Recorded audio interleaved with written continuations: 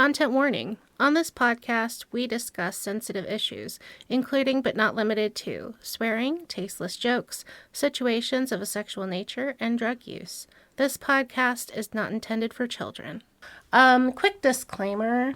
This book makes lots and lots of medical advice things, and we just want to say we're coming in and calling it all bullshit, but we're not medical doctors and do not take anything we say as being medically accurate either. Yeah, we're not doctors, but to be fair, neither is this guy. No, so we're making fun of him. We might not have everything completely accurate because this is all bullshit, and we're here to laugh at the bullshit. Yeah.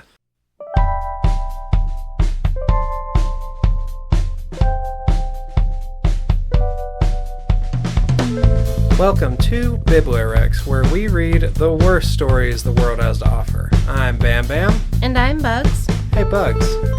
Yeah? Have you ever worried about your level of manliness and testosterone as a teen to middle-aged man? Yes, my T is way too low. That's good. I want a deep voice. Yes. Well, Oh, you told me about this book. Oh, no. Oh, no. Today we're doing Testosterone Optimization, Man Are Broken by Dennis Emaar, I think. Man Are Broken. Man Are Broken. Like A-R-E? Man Are? Or like Toys R Us? Men Are Broken. No, like, it's, I suppose it's supposed to be, men are broken, but it's man are broken. Oh. Yeah.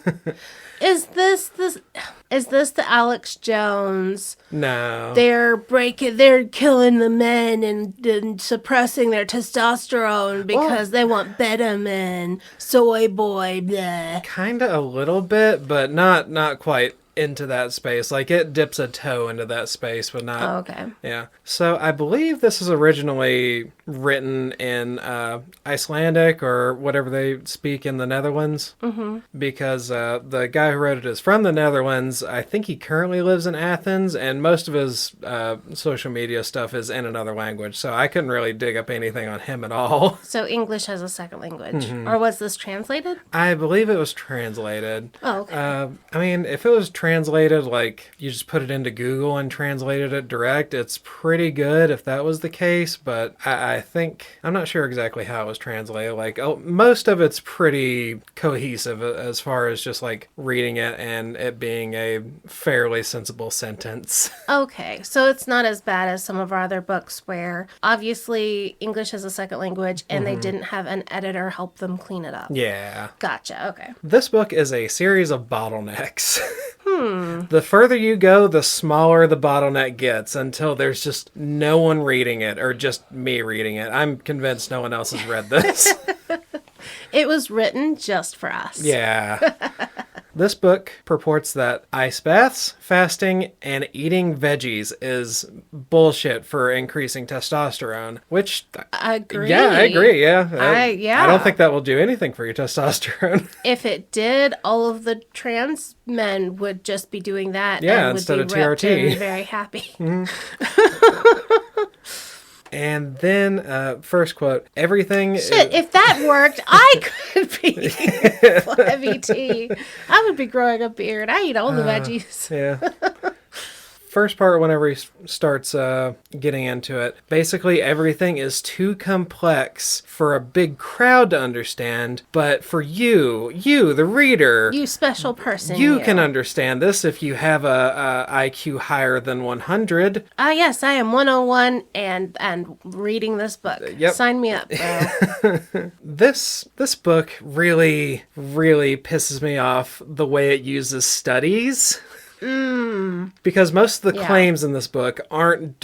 There's a handful that he makes a direct citation for, but vast majority of them that he says he used for this book, because this is a 170-page book, But then, after the book, is an additional 100 pages of citations, all just in a row. They're not connected back to any particular claim made in the book, so it's not like indexed or anything. Oh. It's just it's a random row of citations unattached, so you can't really track any of the stuff down directly. Wow. This is his internet history, and he just was like, yep, all that cave created this. Yeah, I read all this shit and wrote this thing, and that will support it if you read it all too.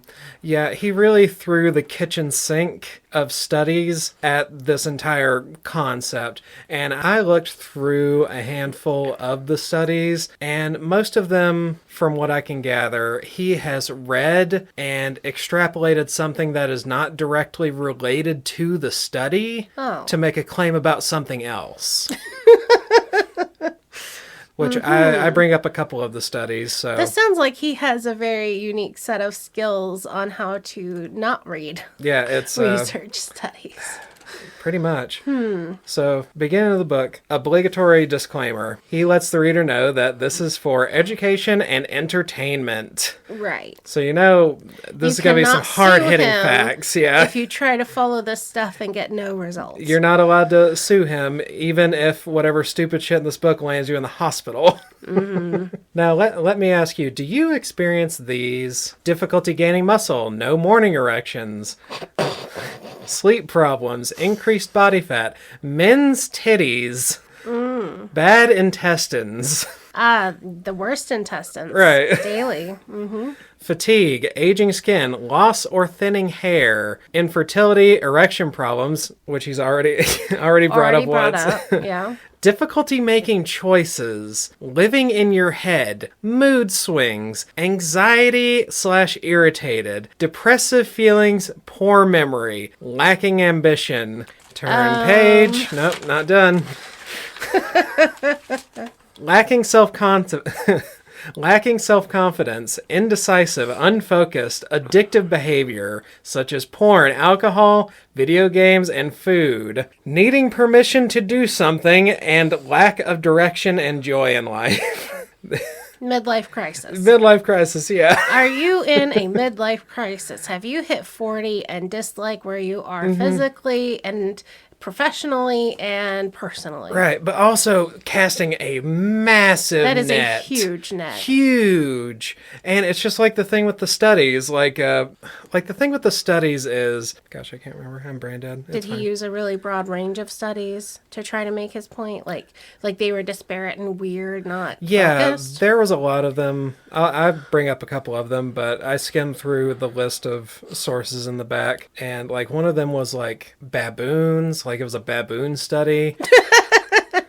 Okay. But yeah, does having like 550 cited papers or research, or some of these are just abstracts and summaries and stuff like that. Does that not sound a little bit like he's grasping at straws? Yeah, doesn't that sound a little fishy? Like you've got over 500 sources trying to support your 100-page something book. Like it would be better to have 10 well-documented studies making your 10 points and weave that together than to have 500 random things that don't prove anything. Yeah. So he's just going incredibly broad at the beginning.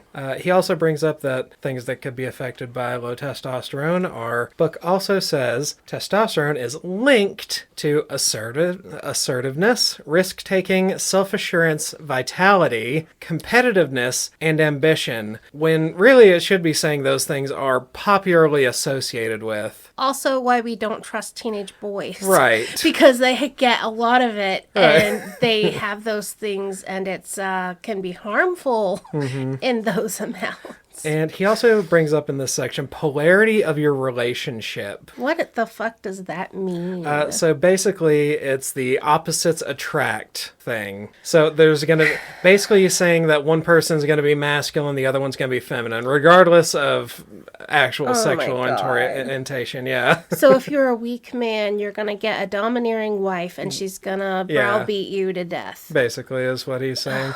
So we're taking... Here's this thing. You are in a midlife crisis, maybe. Or you could just have this wide variety of ailments and things you dislike about yourself.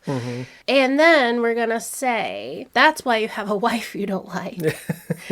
And we're going to say, we're going to help you deal with your testosterone because that is the root of everything in your life. We're really, really putting a lot of weight on this one hormone that is important to men, but they also need other hormones. Yeah, this guy puts a lot of focus on just testosterone, which, to be fair, it is a book about testosterone. So, but he doesn't even address the limitations. No, he doesn't.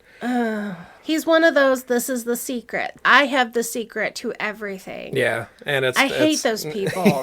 I hate those people. I used to be one of those people. I hate those people. I have found the one thing that will fix every problem in your life. Yeah. I hate that. Ugh.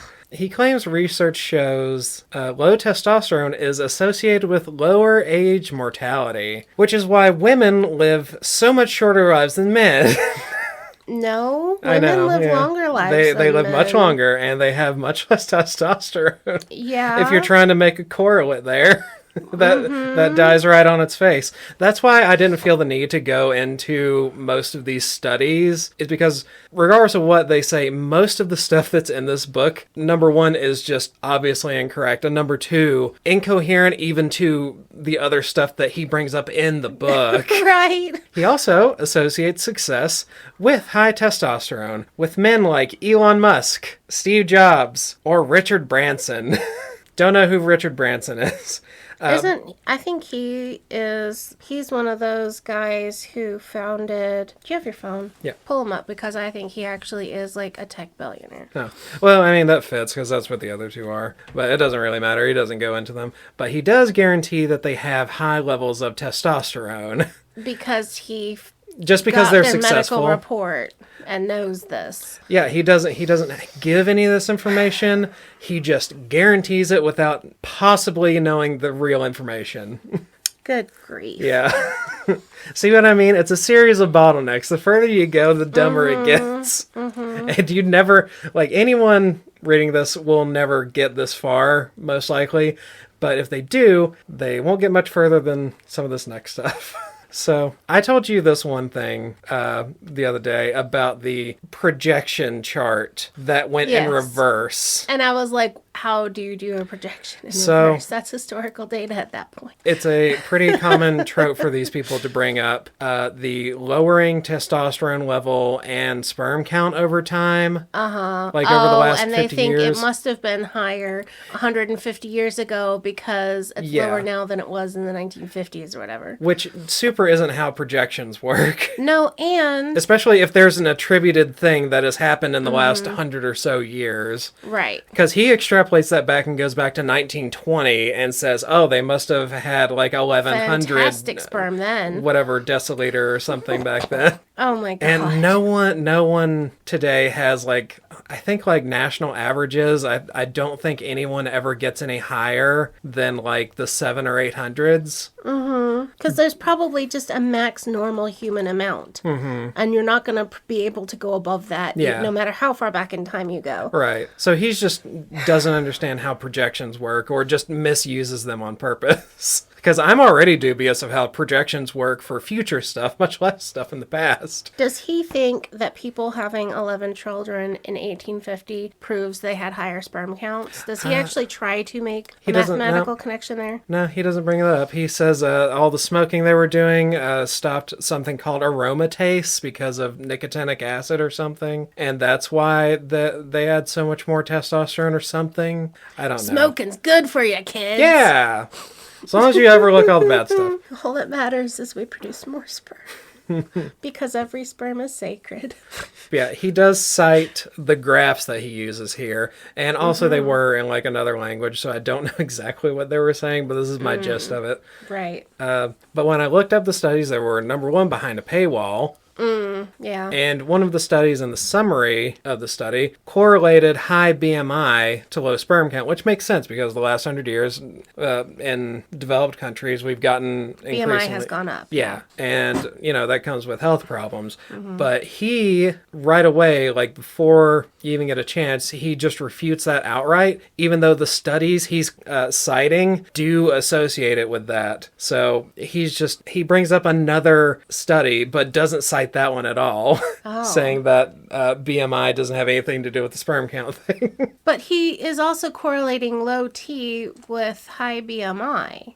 At the beginning, he was saying, if you're fat and, you like man titty thing, right? He isn't going about it that way. He doesn't think that the fat is causing the low testosterone. He thinks that the low testosterone is causing the fat. That's what he thinks. But isn't that a thing that they know though? Being fat lowers your T? Because fat has more estrogen in it as a tissue, right? Mm-hmm. And as far as I know, I didn't do a lot of research. I'm just pointing out the things that are obviously false about this stuff.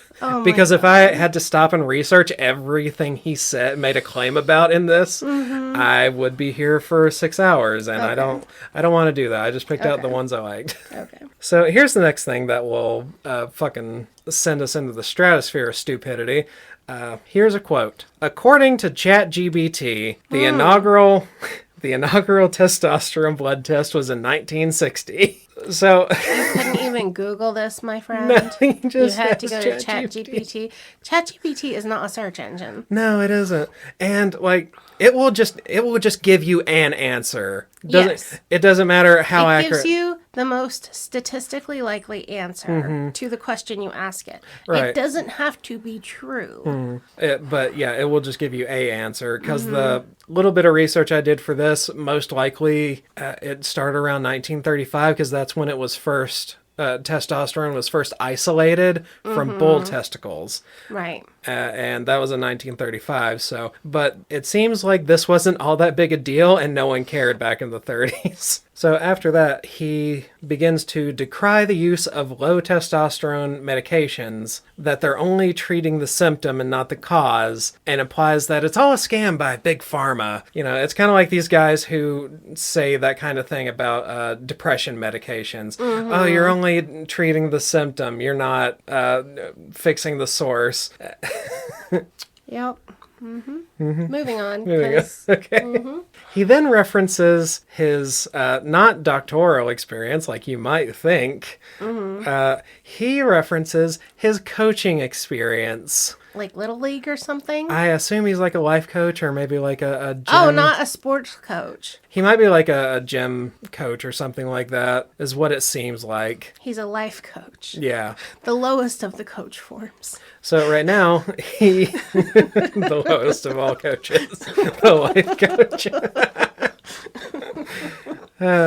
But yeah, he's taking his anecdotal experience about men that he hasn't even coached. He says he met these men, presumably at the gym, that were using anabolic steroids. Okay. And he starts talking about all of those side effects and stuff like that. And he sort of implies that these are doctor prescribed, which that's kind of a common thing because even if you can buy your steroids illegally, a lot of times if you can get like a script for steroids, then that kind of covers you just having it on you if you get caught or something like that. Right. But yeah, he's just talking about, I'm pretty sure, just gym bros using steroids. Okay. And he's using the symptoms that you would get from using anabolic steroids to get these incredibly high levels of testosterone.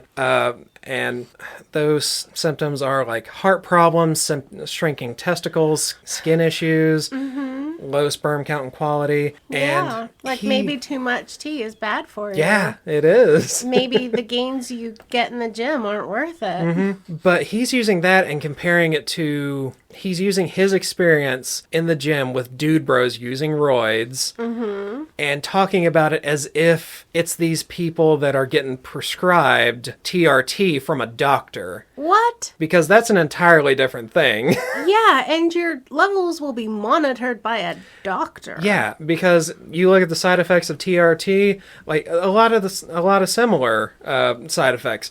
But when it's done through proper programming and you're just trying to get like normal levels, these side effects are almost non-existent. Right, because the goal isn't to have too much testosterone. It's to have a normal amount to have a good life. Yeah. So he's misapplying the use of anabolics and treating it as if that's how anyone who takes some kind of medication to fix their testosterone problems. So this is like talking to college kids who are on Adderall they stole from their sister, and them staying up nights in a row during finals week, and then looking at them shaking and crying when they come off of it, and saying all kids taking ADHD medicine are in trouble. Yeah, oh my that's exactly God. what he's doing. Which I have seen applied to in real life. People, idiots, try to pull that. But this is like we're taking two different populations and using one's misbehavior to categorize the other one. Yeah.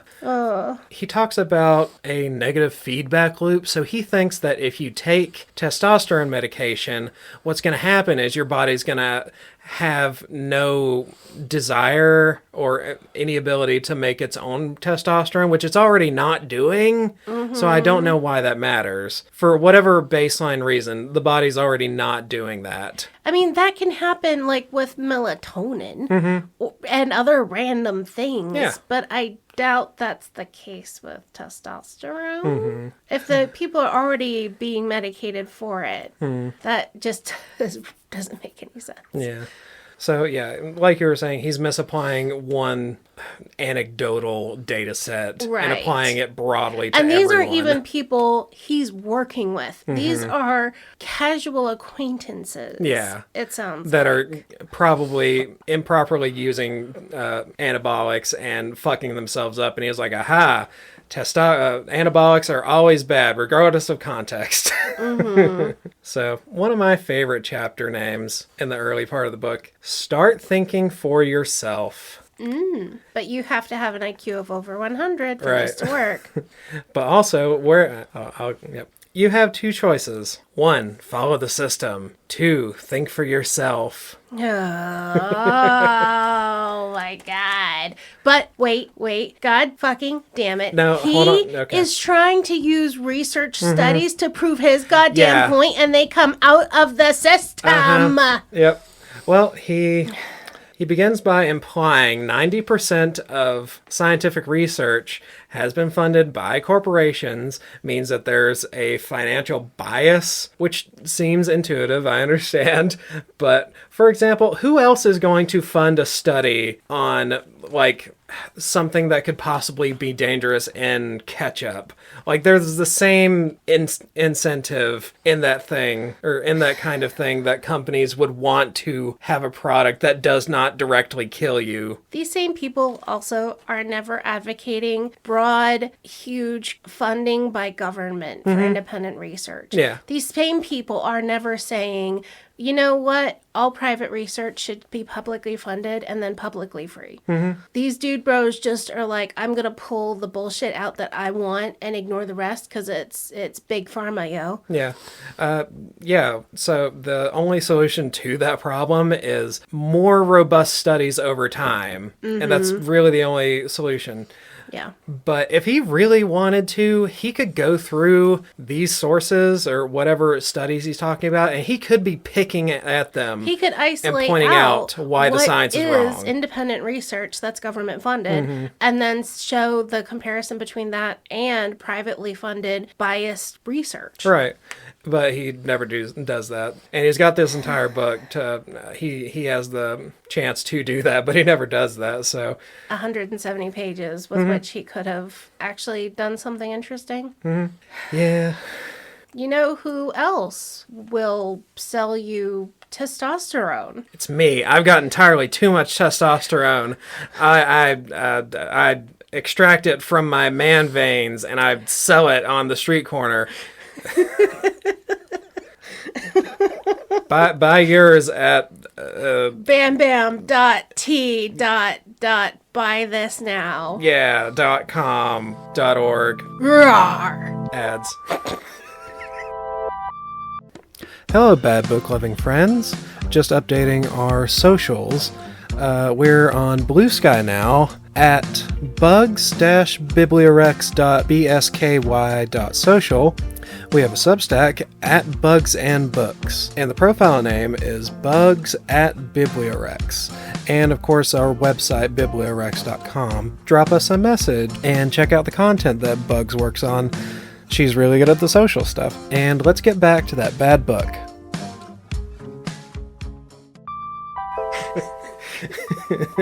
I just keep remembering the Behind the Bastards episode where they're talking about that guy who like chopped up goat testicles and injected it into people. Mm-hmm. And we're back and we're buff and we're ready to fight. And I've got my hair back and my wife loves me. Yeah, man, and we got all the testicles and all the sperm. I've got so many sperm. Oh my god, this is so much macho bullshit. Like, any of this matters. It's so dumb. God.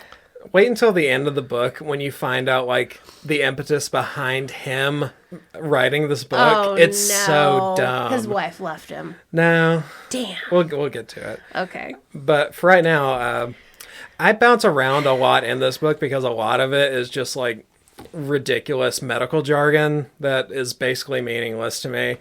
So I've been just bouncing around and finding, like, the interesting bits. Mm-hmm. Yeah, it does not... Unless you were doing something like a massive, epic breakdown by research study and refuting his points and doing your own research and making a 6-hour YouTube video series about it, it really doesn't sound worth doing more than just picking at the pieces that are the most obviously stupid. Well, I mean, a lot of this stuff doesn't even require that level of engagement with it. A lot of this stuff is just flatly, obviously false. Right. Yeah, the next thing that really caught my attention was the section about xenoestrogens. You know anything about xenoestrogens? Is that like the idea that... I thought, well...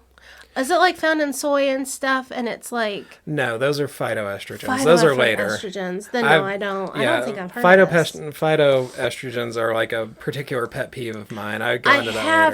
I have heard about those. And they're mostly a scam to make people scared of soy and lavender oil. Yeah, I can go ahead and skip over to that. But the phytoestrogens book... I don't want to go too hard on it, but phytoestrogens were named so because they structurally look similar to estrogen, and they can bind to estrogen receptors. But they're molecularly made of different stuff, and there's no credible evidence that it has like any effect, feminizing or otherwise. Right. But it was something that got picked up in like the 2010s by bodybuilding D-bags because it had the word estrogen in it. Oh, it must be a feminizing force in the body. And they kind of just assume that eating tofu is the same as basically the same as HRT. Wasn't there like some mice studies that showed that if you gave huge amounts of phytoestrogens to mice, it increased their feminine aspects, but the amount a human would have to eat would be like tons, like literal tons of soy to come close to the dosage? Yeah. I don't know. I haven't heard of that one. That does sound similar to the aspartame story, though. Because I think that's kind of the same thing with aspartame. They had to put like ludicrous amounts of aspartame in these mice before it had like any kind of effect. Because from my side of it is, I think that phytoestrogen is one of those things that they offer women as an herbal thing to help you manage your hormones. Yeah. And it's this idea that because it's a phytoestrogen, if you're not producing enough of it, taking these herbs will help level your hormones and supplement them. Yeah. Yeah, I've heard But those. those were also based in the false premise that you could get enough from wild sweet potato to increase your estrogen or your... Dopamine? Progesterone? No, progesterone. Huh. Progesterone is the nice one. So it's the idea that if you take these phytoestrogens or progesterone from natural resources, it could help you balance your hormones. And that's its own women's health scam that a lot of places are doing. Yeah.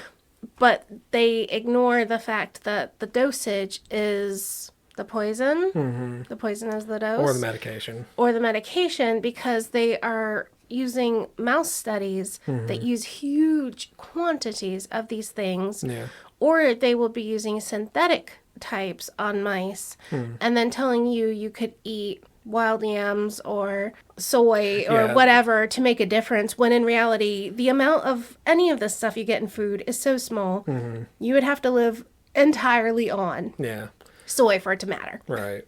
But yeah, this guy's pretty weird about food anyway. According to this guy, the only foods you should be eating are meat, root vegetables, and fruit. Basically, no cruciferous vegetables, no beans, no nuts or seeds, because of anti-nutrients. But again, there's not enough in them for it to prevent you from getting nutrition. The benefits of the regular nutrients so far outweigh the anti-nutrients, it doesn't matter. And if you have a net problem, benefit is so much better. Just soak your almonds. Well, that's what he suggests. If you are going to do that, to soak them. But it's really weird because for like beans, because he's like, oh, well, couldn't you just eat canned beans? And he's like, nope, doesn't matter, or it doesn't work if they're in a sealed container, and then never goes into it. And I'm just like, why? Why doesn't it work then? That doesn't make any sense. Because we're going to make this as hard as possible to follow. Yeah. That's the other thing about these weird diets. Some people, they will make their prescription for this stuff so difficult to do that it's impossible to follow it completely. Yeah. And then when you come back and say, this didn't help, they'll say, well, did you follow it exactly? No. Well, then it's your fault. It's designed to fail. Yeah. Yeah, it is. But yeah, back to xenoestrogens. What a diet. Yeah, it's really dumb. But yeah, even like you were saying, like sweet potatoes, they also have phytoestrogens in them. So he doesn't even follow that completely. But I'll go back to those phytoestrogens later. There's another thing that comes up. But yeah, right now, xenoestrogens. Xenoestrogens are things like BPAs, like DDT. BPAs are something that is in old plastic, or DDT is a pesticide that they stopped using many, many years ago. Right. Which they are legitimately harmful things. And the dosage was huge. The quantities of these things being dumped in our water and in our atmosphere were huge. Yeah. Way more than you would get in a food or something like that. Right. So these things potentially cause cancer and can fuck up your reproductive health as well for everyone, but mostly women. But he doesn't bring that up. He doesn't care about that. No, he's just focusing on how this affects testosterone. In this section, there's a bit called "What Are Xenoestrogens In?" and talks about drinking water, saying he knows a guy at the Water Network, and quote, I can't tell you everything he said, but there's some bad stuff. And I'm just like, why bring it up? If you can't say exactly what's going on. Because he only has rumor and innuendo. Yeah, he's just bullshitting. And all he's doing is fear-mongering right now. And he keeps doing that throughout the book. A lot of this is just scare tactics. He whines about all the pipes in the for the water being like 40 years old before they're ever replaced. Yeah, legitimate problem. Why don't you go tell your congressman to go fix that? And about buildup and stuff like that. And it's almost like he's just mad at the water company, because he goes on this bit for like a while. And then right at the end of that long paragraph, he's just like, oh yeah, there could also be like xenoestrogens in there too. Like he almost forgot. Okay. And he is from Iceland? He lives in the Netherlands. He lives in the Netherlands, but he's also lived in Greece? Yeah, according to the LinkedIn I found associated with the guy. But he wrote this in 2023, and he speaks as though he lives currently in the Netherlands. So that's my presumption. Okay. So I don't... because this would feel relevant to, like, USA Midwest something. Like his audience sounds like it's aimed at American dude bros. Yeah, it really feels that way. But I guess Iceland and the Netherlands can also have douchebag trainers as well. Yeah, and I guess maybe they have water problems too. Yeah, sure. So I don't know. I just don't know enough about their system to know if he has legitimate complaints there. Yeah, he here in very the US, well might. we definitely have problems with old water pipes. But yeah, I know enough about this guy from the stuff he goes into that he's definitely full of shit. So he fearmongers about antibiotics being in the food supply because of animals and stuff like that. Fearmongers about pesticides and plastics, which legitimate issue. Then he fearmongers about polyester clothing and references a study, Shafik 1993. And at this point, I got really interested because I knew this study already. Oh, interesting. Yep. I know polyester clothing is itchy, and I don't like it. Yeah. That's all I know. And Lily's allergic to it. So I knew this study because this was an image that had been shown around on social media. It's a rat wearing pants. Effect of different types of textiles on sexual activity. Experimental study. Yeah. It's a mouse wearing pants. Yeah. Or a rat. Yeah. It's very cute. I'll send you the image. Very Wind in the Willows. So I had already read this, and it's a study of 75 rats where he's putting little pants on them. Oh my god. Okay. Yeah. I'm sorry. He separates them into 5 groups, so 15 mice per group. And the results were that the polyester wearing rats wanted to fuck less and they had lower sperm counts. So it doesn't even register any hormones at all, which he brought up in the xenoestrogen thing. So this has nothing to do with what the fuck he's talking about in this section. Maybe they felt insecure because of their clothing choices. My thought was maybe they're just like chafed, but I don't know. That study is so problematic. Yeah, number one. How it's built. Oh my god. There are only 75 rats and 15 rats to a group.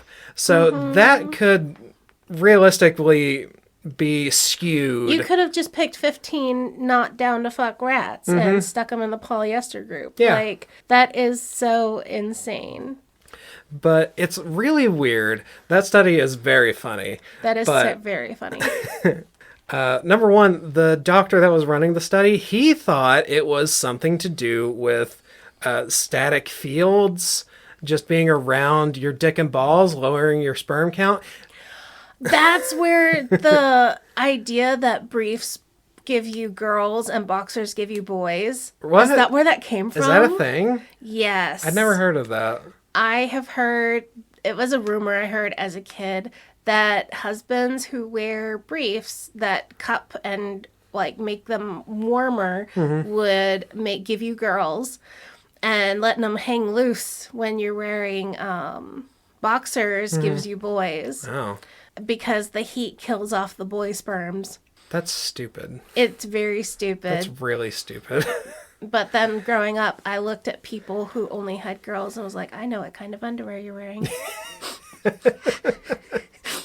It's a weird kind of omniscience to think you have.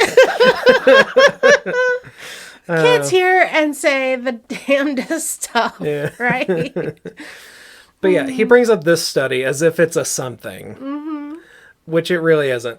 But it's really weird that he used this study and not the 2 other studies that this doctor did on people about this the same subject. Yeah, buddy, use the human study. Right. There's 2 much more that also relatively come up to the same conclusion, but they're also using like really low numbers of people. Like one study had 50 men and the other one had 14. Jesus, that is way too small. Yeah, it's really too small for like any of these findings to be like robust. Like best you could say is these are pilot studies for a much better study. Yeah. Wow. So it just kind of goes to show that this guy is just really sloppy and ignorant with all of his citations and whatever amount of studying he did, which I don't think is much. So do you know how to fix these xenoestrogens? Because your body can take care of them itself, apparently. I was going to say wrap yourself in bubble wrap, but then I realized there's plastic in the bubble wrap, and that would increase. So, nope, out of ideas. There is a bit where he says he's talking about avoiding BPAs like in plastic, and then he's just like, a lot of plastics don't have BPAs in them, but they've got much worse stuff, but he doesn't tell you what the worst stuff is.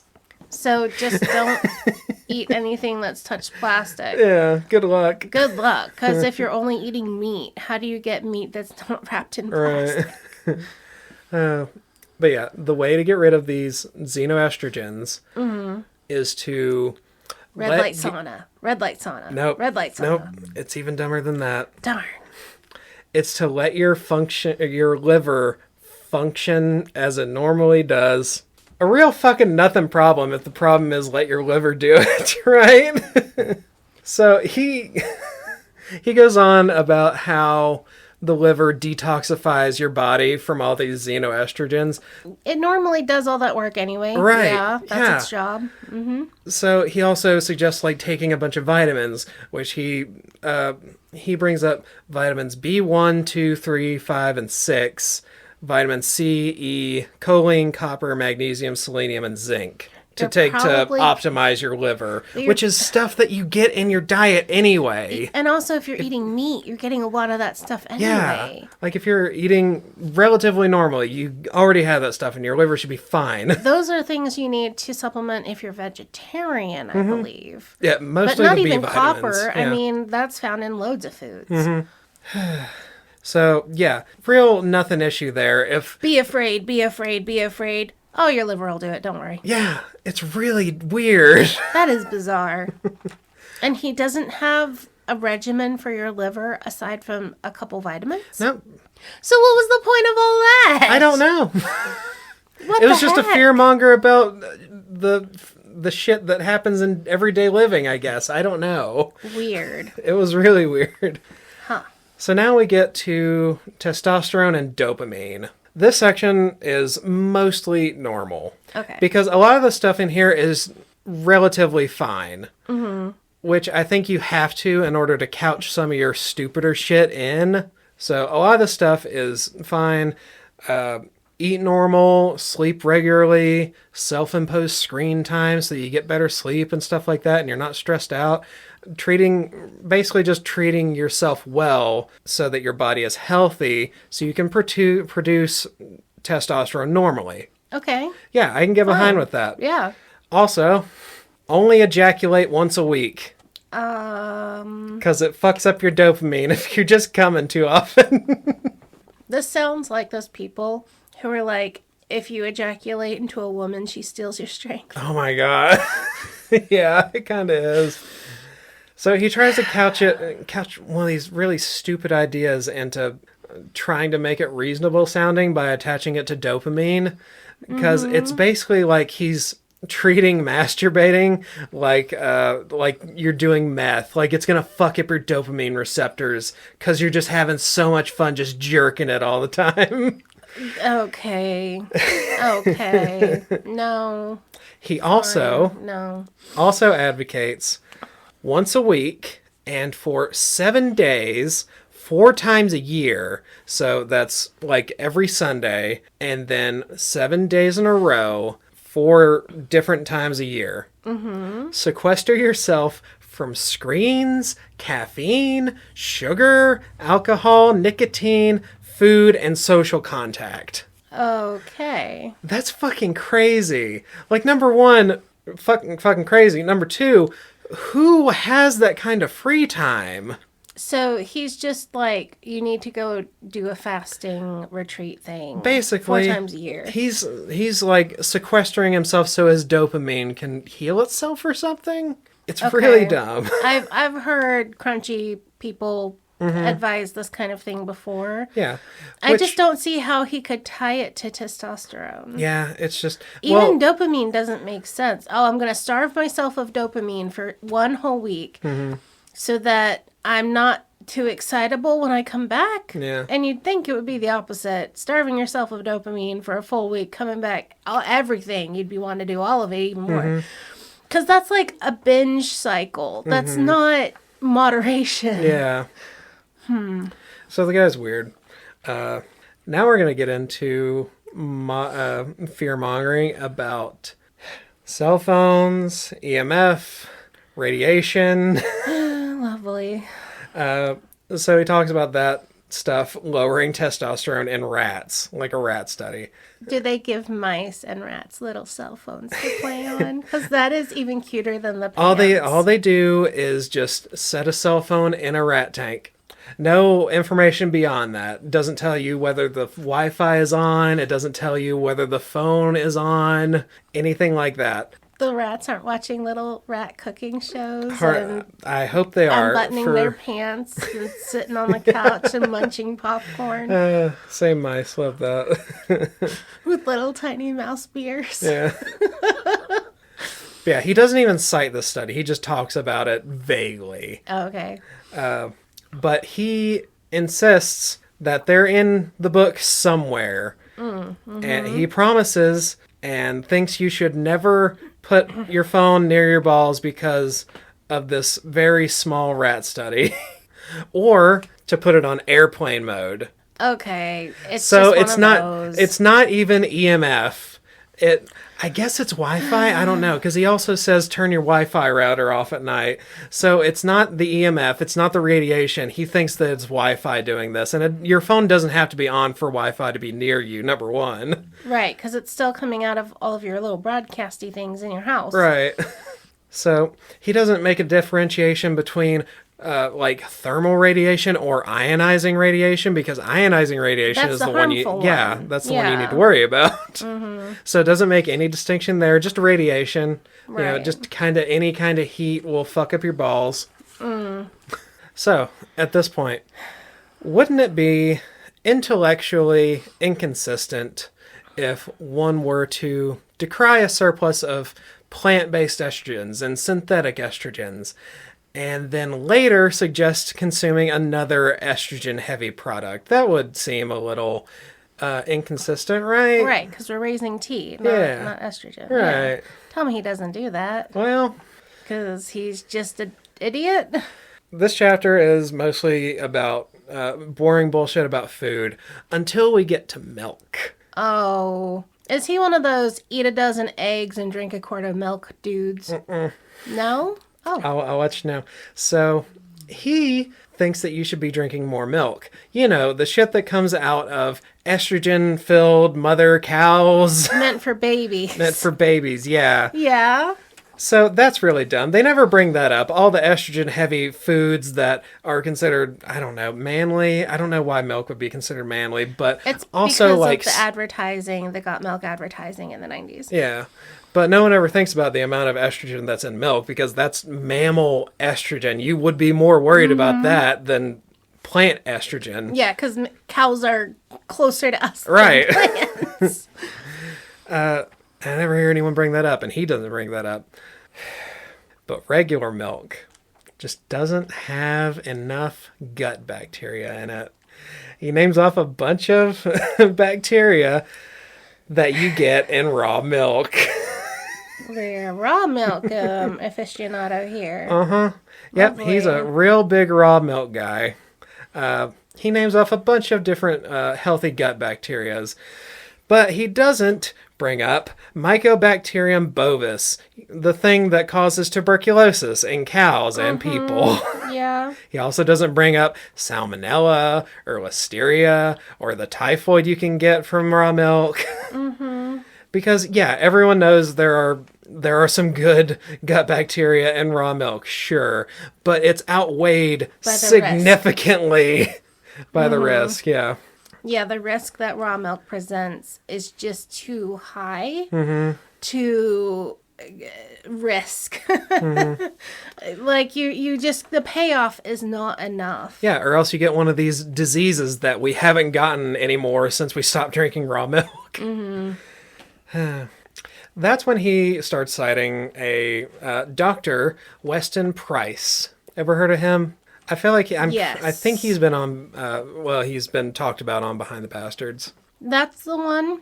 That's the book that my mom read, and that's why we got goats and chickens and rabbits. Okay. And we stopped getting free milk from WIC because it was bad milk. And I spent years of my childhood milking goats and running a farm because Mom was convinced that store-bought food was bad and farm-raised food was good. Because of fear-mongering shit like this. Because of this exact person. And it's the idea that, like, diluting milk from cows and having it like, pasteurizing it and purifying it takes away all of the goodness out of it. And then they had to add vitamin D because they destroyed the vitamin D in it originally, and that synthetic vitamin D is not good for you. Yeah. We need the real stuff out of the real animals. Yeah, it's really dumb. And which we shouldn't, like, if you think about it like that, we shouldn't be drinking milk at all. Like, the fact that we drink milk is really weird, actually. And see, the thing is that the FDA required farms to start doing pasteurization because they were doing shit like letting milk from sick cows enter all of the milk supply and kill hundreds and hundreds of children with TB and all this nasty shit. Yeah. And then they were adding water and like whitewash to water it down because they didn't have any regulation around it. Yeah. And they went to these factory farms and was like, this is disgusting and horrible. But instead of requiring farms to have healthy conditions for their cows, they were like, well, we can require you to have a certain level of milk in your milk, certain level of fat in your milk, and we can require you to do pasteurization that will kill all the bacteria and viruses that's in it. Yeah. Because they just didn't have enough oversight to require farms to treat animals with humanity. Which I don't know. I don't understand, like, the conspiracy there. Like, who is benefiting from pasteurization? Like, all you're doing there is, like, saving the milk plant, like, a little bit on the heating bill, I guess. It just doesn't make any sense to me. What do you mean? Like, the heat you would have to heat the milk up with. You think that people look at it as a conspiracy about pasteurization? Because most people are like, this makes big dairy evil, and the government is then waving it away. They're solving the. They looked at it as treating the symptom, not dealing with the source. Which the source is all of these farms just having awful conditions that their cows have to live in and spreading awful disease. Right. And they couldn't enforce that because, it would take farmers' too rights. much money and all also of that that stuff. Right. But so then people were like, we will deal with all of this by rejecting the milk that is in the grocery store, and we're going to turn to ourselves or small farms, and we're going to get raw milk from small farmers. And so they have this. So Price, I don't remember. I read his book, but I was like 11. Yeah, his whole thing. He wrote his book in the early 1900s, and his methods were really problematic. Like, he would go and do these extrapolated studies about tribal peoples around the world. Right. And it was the idea that introducing butter and milk and cream to their diets increased their health. Yeah. But weren't these people who were like impoverished and had almost no access to normal food anyway? Right. Well, also, he was talking about people in those areas, like these really secluded areas, not getting a lot of these exotic diseases that you get whenever you live in a high population area. But he attributes it to their diet rather than the fact that they're so isolated.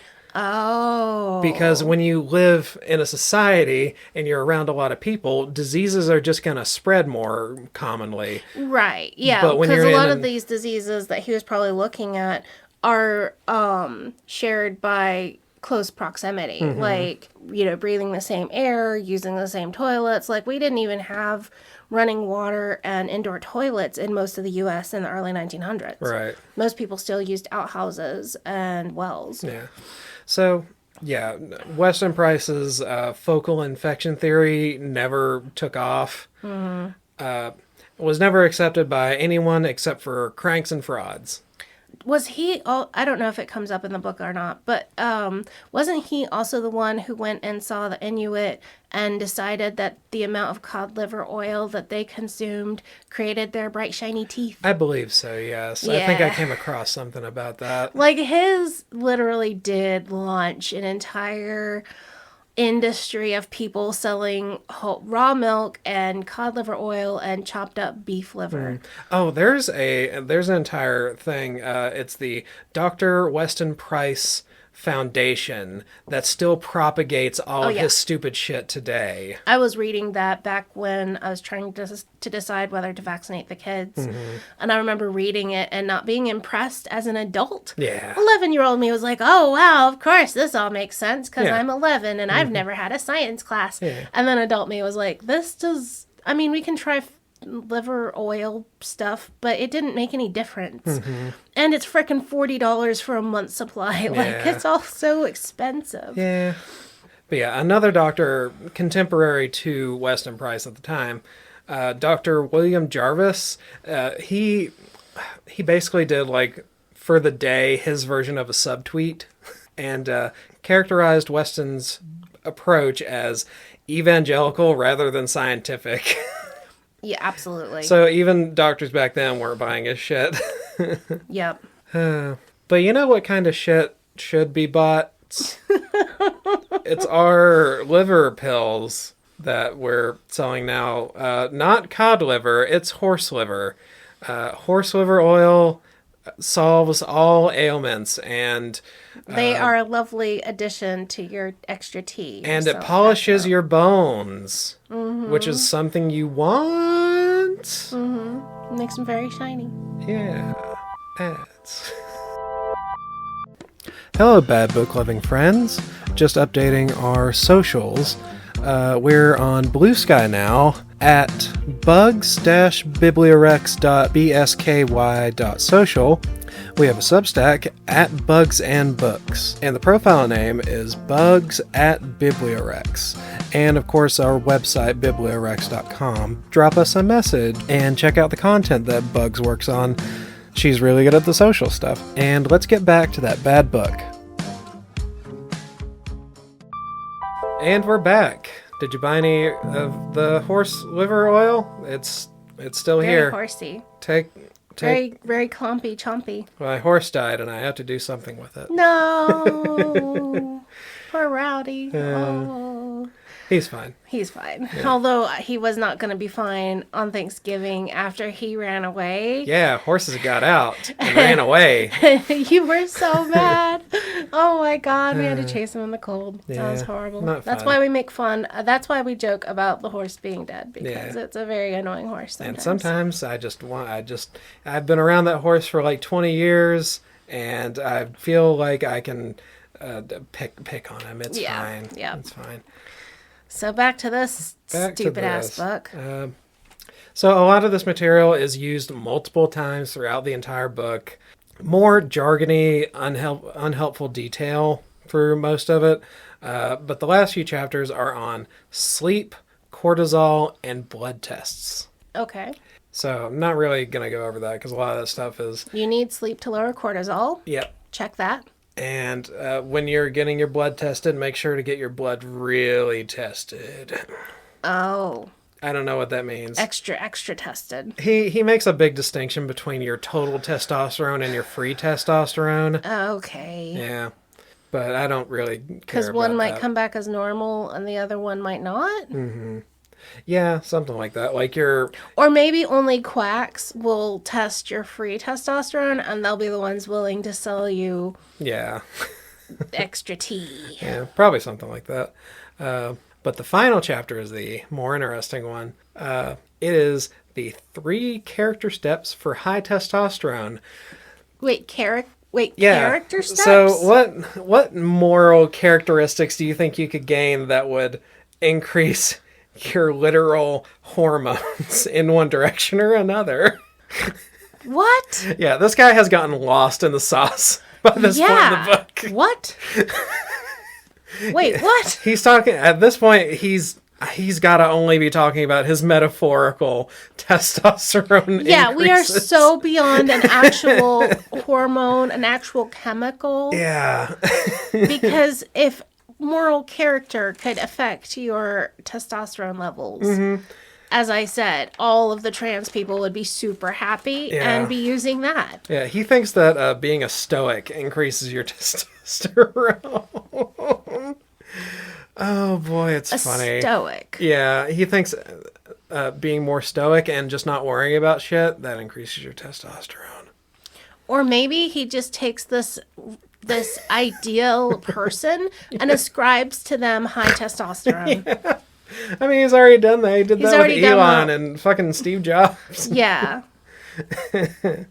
The step 1, he's labeled it as directions. It's just pseudo-intellectual rant on having a purpose in life, which as far as I know has no effect on your hormones. But there is one interesting thing that he brings up in this section. His life goal. Oh. Yeah.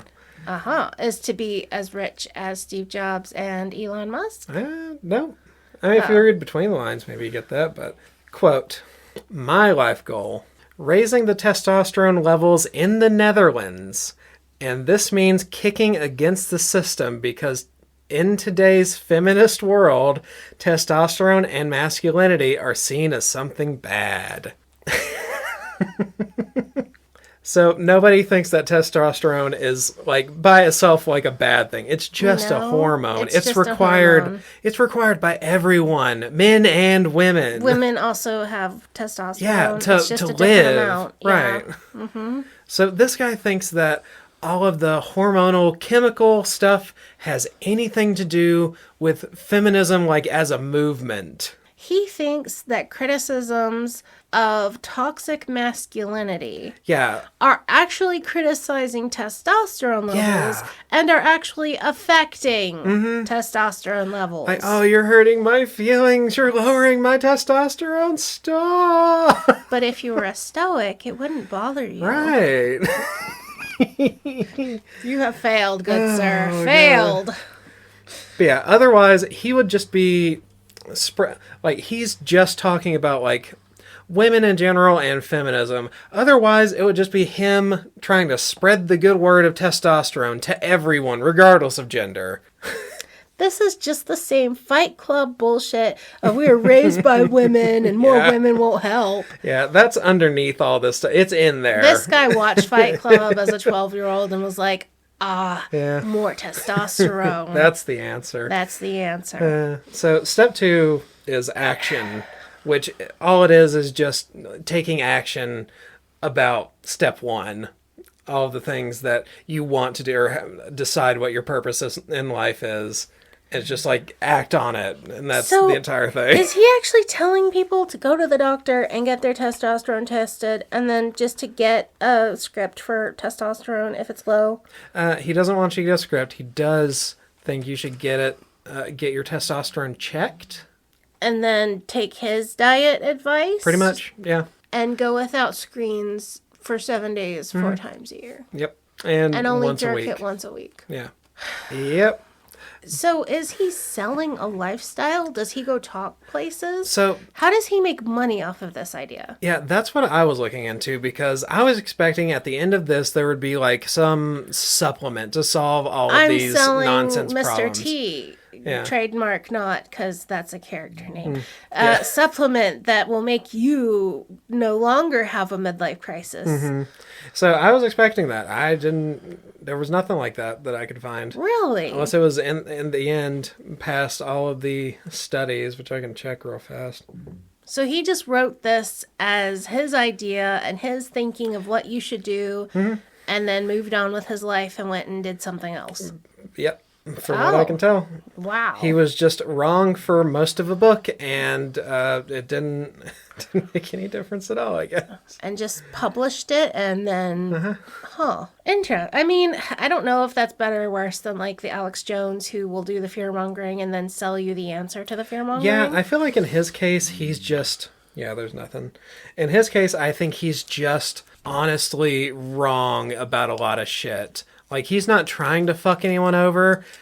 He might be trying to fuck over people a little bit, but... This is a Facebook boomer post. Yeah. That lasted 170 pages. Mm-hmm. Well, I think he's just honestly stupid. Mm-hmm. I think he's just honestly incorrect and is too stupid to figure out how to correct himself. Interesting. Yeah. But, before we get to that, is step 3, which is super out of pocket. Okay, so step 1 was... Get tested, right? The step 1 was directions. So, like, directing your life. Okay. Step 2 was acting on that direction, basically. I'm ready for it. I'm here. Step 3 is embrace your mortality. Whoa. Yeah. That's way out of left field. Uh-huh. And basically all it is just him saying carpe diem, but with some auto-flating philosophy in it. So he's just kind of like sucking himself off. Mm-hmm. And that's the end of the book. He ends it with, consider that you're going to die and you want to do things, don't you? You want to have a high testosterone before you die, don't you, I guess? You don't want to die a virgin, do you? Yeah. So I feel like this guy just super got lost in the sauce. Yeah, and he just had a lot of rambling ideas and decided to stick them all in one book. Yeah. There were also like massive sections on cholesterol and aromatase, salt and fiber, and he really just droned on about all that shit. This is just a bad diet book. Yeah, that's what a lot of it is. God, we cannot do many more bad diet books because there are thousands on the shelves out there. Well, that's why I wanted to skip all the food-related stuff, Yeah, because for sure. It's just the common stupid shit you get on like Facebook every day. Mm-hmm. So, yeah, most of those things were generally just not interesting. He's not a big fan of fiber. Like, he thinks that if you have too much fiber, that will help for you for like a short amount of time, and then it stops helping and it starts being bad after that and causes colon cancer instead of helps prevent colon cancer. Because we're going to ignore that research. Right. Also, the salt chapter was really weird because he comes at it from, the established idea is that people eat too much salt. Mm-hmm. And he's just like, you should still eat salt, as if the argument is stop eating salt. Which no one is saying, because if you don't eat any sodium at all, you'll die.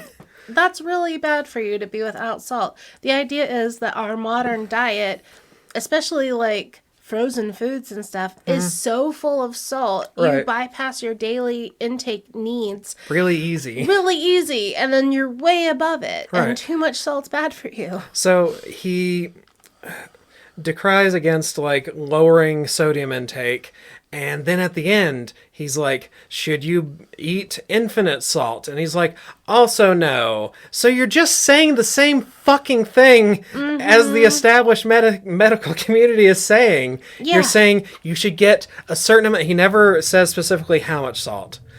He's basically just saying the same thing while also trying to be defiant to the medical community. It's like a kid. He's saying the same exact thing. He's saying, you should get some salt, but not too much salt. So, Jesus. it's just really stupid. Because it's like, if you're eating his actual diet that he has said, meat and Root vegetables and fruit, you're not having salt in that. There's not that much. I mean, there is like some natural sodium, I think, in like eggs and some things like that. Yeah. But yeah, you're going to salt your dishes when you eat them because they will taste very plain. If you're eating this diet that has no processed foods at all, yeah, your salt intake is going to be extremely low. You're going to salt and pepper your food. Yeah.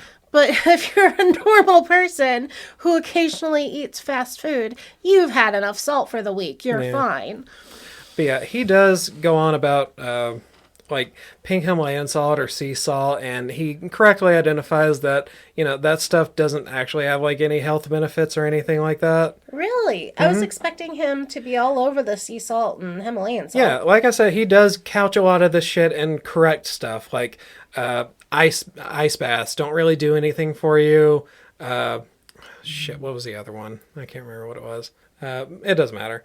But yeah, he couches a lot of this shit in actual correct, generally accepted stuff. Huh. So I didn't want to focus on that stuff. I just wanted to focus on the interestingly bad ones. That is interesting that he has such a mix of good and bad ideas. Mm-hmm. And it's all couched within this, I'm going to tell you the truth. They're all lying to you, man. Yeah. So this book and author are stupid and harmful. I hope they both freeze to death and get crushed by an elephant seal. Grade for this book is prison. You go to prison. Do not pass go. Do not collect $200. You told people to drink raw milk. You're going to get somebody hurt doing stupid shit like that. Especially right now, they're finding H1N1 in cow milk, in raw cow milk. Yeah. And they have found like cats on the farm who were given raw milk got it from the milk. Yeah. And, like, that could easily cause so many people to get sick and die. Mm-hmm. And you know what? Raw milk is delicious. I have had raw cow milk. I've had raw goat milk. That stuff is delicious, especially same day it came out of the cow, same day it came out of the goat. Mm-hmm. Creamy and lovely. Not worth the risk. Yeah. Just boil it. You ever Just boil the milk. You ever lost the density in your bones because of tuberculosis? It's not a good time. No, and it's not. Is that what tuberculosis does? No. Am I wrong about that? It fills your lungs up with pus and blood. Okay, that was my second thought, is that it had something to do with lungs. It's your lungs, yeah, and it gives you. I have the luxury of being able to forget what the fuck tuberculosis does because I live in an era that started fucking pasteurizing the goddamn milk. Do you remember, have you read books where people had consumption? Yeah. That's another phrase for, not dysentery, consumption. Oh, okay. Is another phrase for TB. Because you could live with it for a very long time, you just waste away. Oh, okay. Yeah. But yeah, as far as like the gut bacteria stuff, mainstream science will accept that shit if there's something to it. But the whole raw milk thing is bullshit. Like, fun fact. Camel poop has this kind of gut bacteria that will actually help treat dysentery, and it's been known for like a really long time. And they actually found the gut bacteria, and it will, number one, ease symptoms from dysentery and cure symptoms from dysentery. And they used to just feed you the camel poop, but now they've got it like capsulized, so you don't isolated. So yeah, you don't have to do that. Yeah, you just get the gut bacteria without eating shit, and it's nice. And that's the thing. When science proves that these things are beneficial, they isolate it, purify it, and give it to you in reasonable doses. And then people stop trusting it. Apparently. Well, this has been a throwback to my childhood that I was not expecting. And all of the crunchy mama bullshit that I also looked into in my early 20s when I had new kids, and I was like, how do I feed them and survive a modern life? Yeah. So yeah, that sucked, and I hope that nobody else ever reads this book. Not worth it. Yeah, or any of the stupid shit that's out there like that. Follow us on Blue Sky, Bugs at BiblioWrecks. Follow us on Substack, Bugs at BiblioWrecks, and I guess we'll catch you next time. Bye. Bye.